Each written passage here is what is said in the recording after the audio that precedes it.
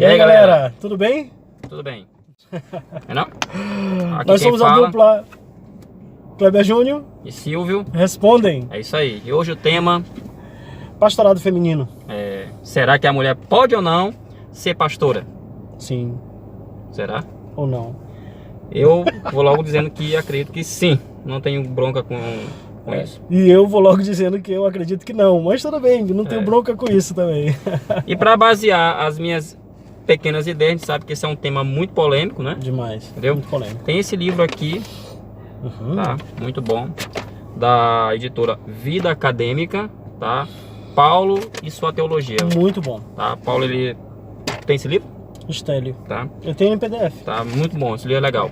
E aí tem ele não é só o Estélio que escreve, beleza? Ele é só o organizador do livro, então cada capítulo é um teólogo diferente.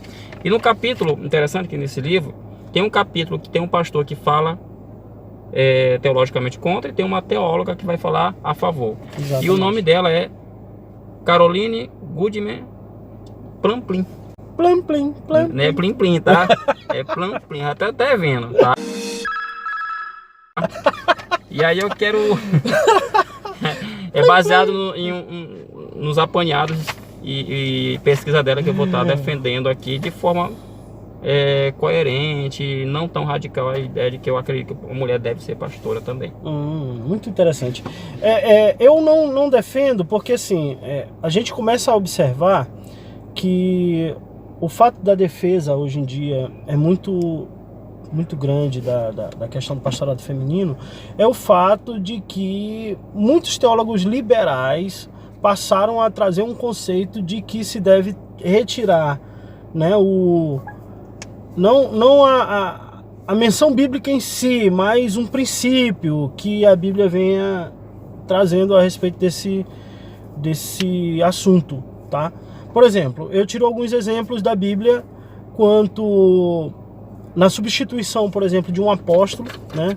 Os apóstolos que foram escolhidos foram homens. Eu sei que tem todo um contexto da época, né? Da época de que somente os homens eram contados, eram válidos, enfim. E que isso mudou, a sociedade evoluiu e etc. Mas a gente não pode, de repente, tirar isso como ideia, como sendo uma questão tão importante para que se mude, né, toda uma prerrogativa bíblica. Esse óculos é muito grande, você é doido, né? É da minha mulher. É doido, é grande demais. Gente, assim, ó, eu vou citar aqui 6 motivos porque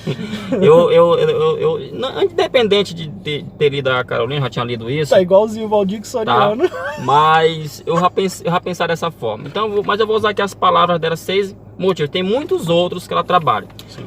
Ela usa o primeiro texto que ela vai usar, é Atos capítulo 8, versículo 3 e 4, onde fala de Paulo, quando ele entrava nas igrejas, entrava ali nas comunidades cristãs, arrastava os crentes para matar. E ela vai salientar, vai pontuar de que ele levava homens, mulheres e crianças. Então ela trabalha a argumentação de que o fato de o texto bíblico, e nós estamos falando de Lucas, que é um historiador, e os historiadores eles pontuam com muita eficácia os detalhes, né? Ela vai dizer o seguinte, que o fato de aparecer o nome mulheres, isso mostra que essas mulheres não eram tão inexpressivas, ou seja, elas tinham uma relevância dentro da comunidade cristã, ao ponto que o texto vai narrar também a tirada delas. Como Priscila, né? Sim. E aí esse é o segundo argumento que ela vai trabalhar, o caso da Priscila. Interessante, o caso da Priscila é um caso que deve ser pontuado. Sim. A história, inclusive o filme Paulo que a gente falou, isso vai ficar muito claro. Priscila é uma líder super importante dentro da igreja de Atos dos Apóstolos.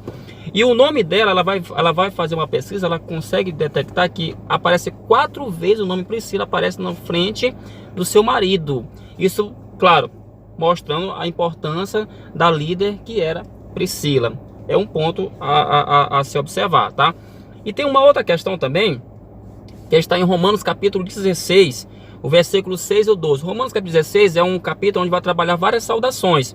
Sim. E aí, ali no capítulo 6 e 12, ele vai citar algumas mulheres. E aparece a palavra trabalho. Não são mulheres qualquer, são mulheres que trabalharam, cooperaram na obra de Deus.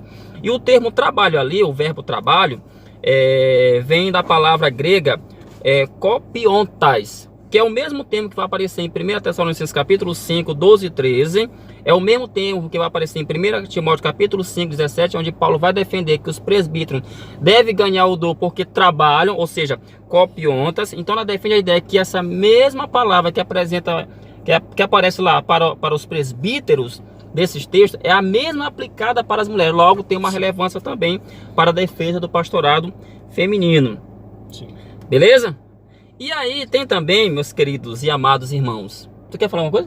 Não, assim, é interessante esse ponto de vista, porém a gente observa que todas essas mulheres tiveram, e todas as mulheres hoje em dia também têm a prerrogativa de serem relevantes no seu ministério ou no seu trabalho, enfim, no trabalho da igreja.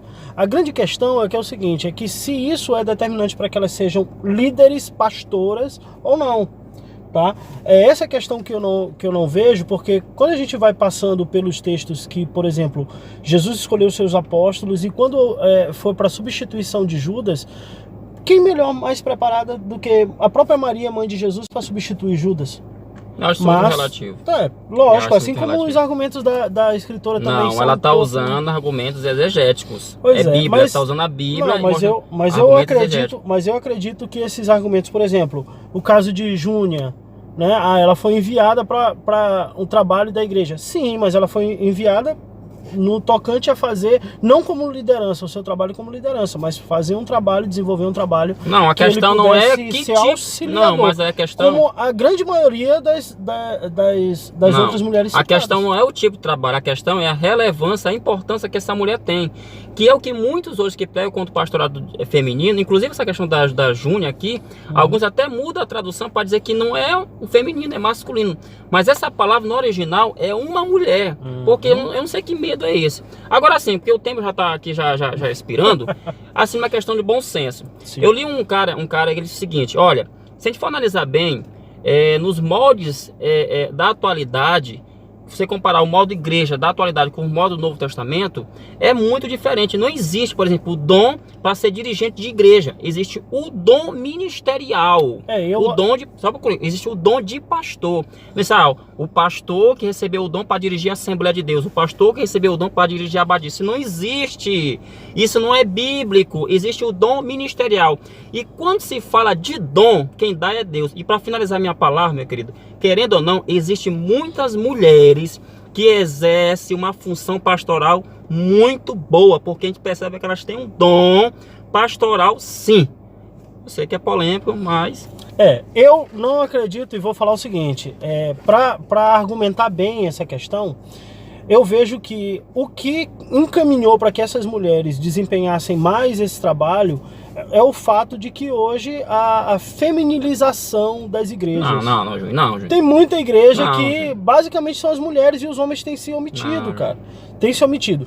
Então, assim, só pra gente finalizar a minha palavra também, tá?